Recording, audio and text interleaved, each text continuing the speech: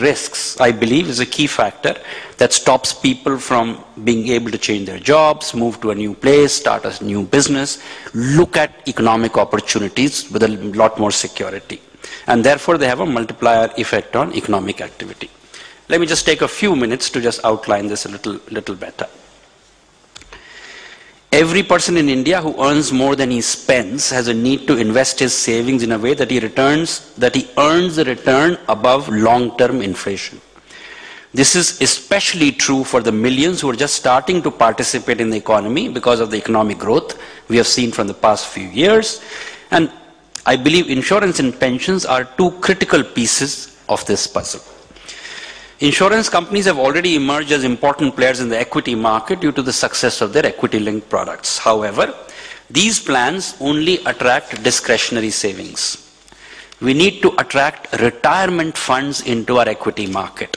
This will allow people's savings for their retirement to benefit from the long-term returns provided by equity markets in a growing economy, and at the same time provide capital required for funding the growth of listed companies. In this context, it is also important to recognize that our inclusion objectives will be met not necessarily by trying to increase the number of people who are directly trading on equity markets, but by improving access to markets through saving intermediaries like insurance companies, pension and provident funds, and mutual funds. Investing directly requires a level of awareness and ability that not all new entrants may possess. Even when they know how to invest their savings, the size of it. A major cause of the persistence of poverty in India is that people are vulnerable to financial shocks. These shocks could come from a family member falling sick, a crop failure, a business failure.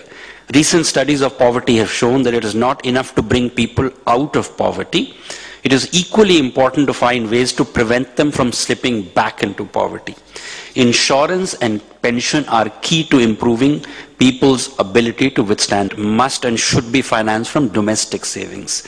As higher economic growth creates higher disposable incomes, our insurance and pension systems should mobilize these savings into productive investments. A lot of work has yet to be done in creating the institutional and regulatory infrastructure that will support this transition. Pension and provident funds in India invest primarily in government securities and public sector debt. However, most of the growth and investment is happening in the private sector. And unless pension assets are invested in private sector assets through market mechanisms, we will not be able to fund domestic growth through domestic capital. By their very nature, insurance and pension funds invest in long-term assets. Today we have a catch-22 situation where large Indian companies are not raising enough long-term debt, and insurance and pension funds are investing primarily in government and public sector debt. Many government committees have gone into the reasons for this, and many reasons have been identified, from high transaction costs to cheaper funding from loans and external borrowings. In fact, recently, remarks by RBI Deputy Governor has clearly underscored that a corporate bond market is not going to take off unless we are able to do something about the fiscal deficit.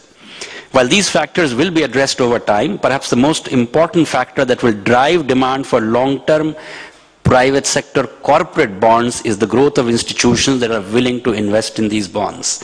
In other words, investor demand from the insurance and pension funds increases. Equally important is the contribution made by pension funds investing in equity markets. We always argue that foreign institutions